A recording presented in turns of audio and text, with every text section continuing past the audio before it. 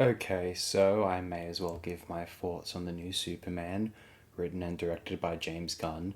Is this the immaculate Superman movie we've waited for decades, a live action take on an idea of Superman influenced by Grant Morrison's All Star Superman, which was itself adapted as an animated feature in 2011, directed by Sam Liu?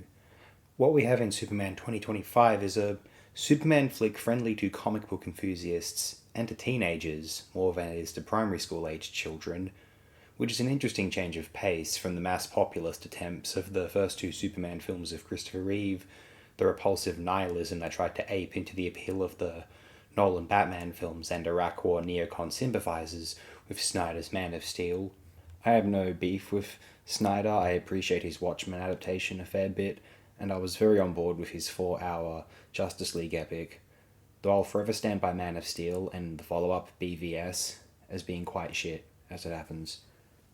All the purposeless name recognition, nostalgia, nothing that was the mid 2000s forgotten now Superman Returns. I felt as though Superman 25 was quite good, maybe even very good, or very fun. It was colourful, enthusiastic, and featured a fairly strong script, sans some blunt dialogue, and a needless amount of swear words considering, one, kids are going to go see this, or maybe they want that. I would have thought it was cool at that age, I'll freely admit. Two, it just seems like shallow rug pulling shock value, which will seem dated and desperate in the years down the track. In any case, this is the best Superman film since the 78 film or the Donner cut of Superman 2, or maybe the Snyder cut of Justice League, if that is to count. This is thoroughly the James Gunn Superman movie. It ought to have been called James Gunn's Superman as the official title. It was appropriately rated M, and I appreciate the boldness to just set the film in the quasi established comic book reminiscent universe of the character Superman. Whenever someone writes or devises a new take on Superman in the comic books, he is not the sole superhero on Earth, as some films or cartoons and TV shows have depicted him as. He is one of many metahumans occupying the Earth. There's Green Lantern, Wonder Woman, The Flash, Martian Manhunter, Hawkman, Hawkgirl, whoever, as well as the supervillain types, obviously. This is the first live action Superman film to take place within this writing mould. Even the Snyder films introduced all of their beings in the same converging time period. It was a rather refreshing change of pace, in my own view. It was well executed as far as action is concerned. One of the things I detested about Man of Steel is how, say, Michael Bay or Roland Emmerich the action was, with Snyder's own more annoying traits fused into it. There was shaky cam, too many edits, speed ups, slow downs, and a frenetic, unclear, and uncohesive chaos that some claimed was psychologically apt, akin to a felt traumatic moment in a Superman film where we seek to experience such sensations, apparently. Although really it was intended to be appreciated as typical traditional action, as though in a Michael Bay or Roland Emmerich film, and was not effective or fluid. Consider it as a video game cutscene or carte blanche budget 3D animated film. It is frantic, sloppy, and unenjoyable. I refuse to consider it somehow impressive because they gave this crummy animation, a waste of a large budget too, a live action sheen. Instead of this, Gunn gives his action a fluid coherence, and whilst there is a dependence on motion, the actions are coordinated, aligned with grace, and executed with a clear understanding of the space around the players and how they can and do manipulate the surrounding environment. This is contrasted with the bulbous, chaotic crashing of Snyder's Man of Steel.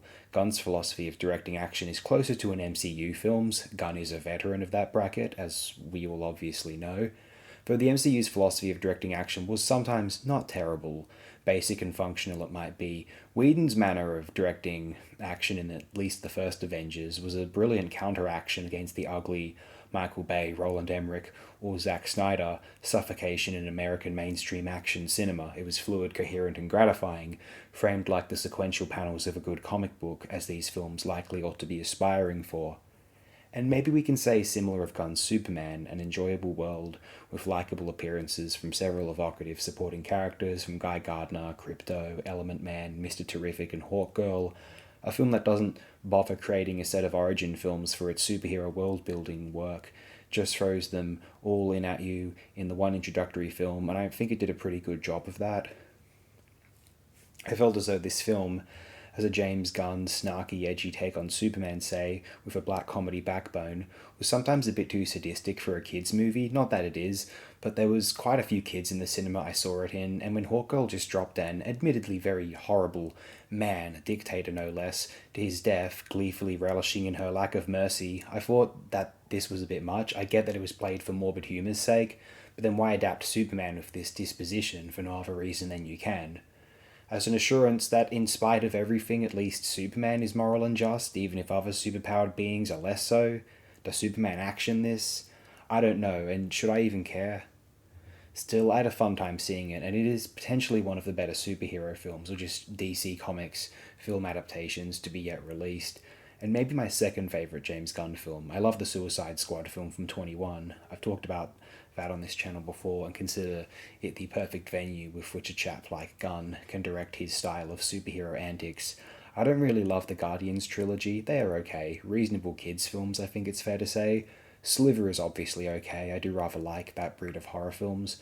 Didn't like Super much myself, but whatever. I do appreciate Gunn overall, and Superman 25 was a likable piece from the guy. Oh, and I'm fairly confused why this film was considered all woke by the conservative media.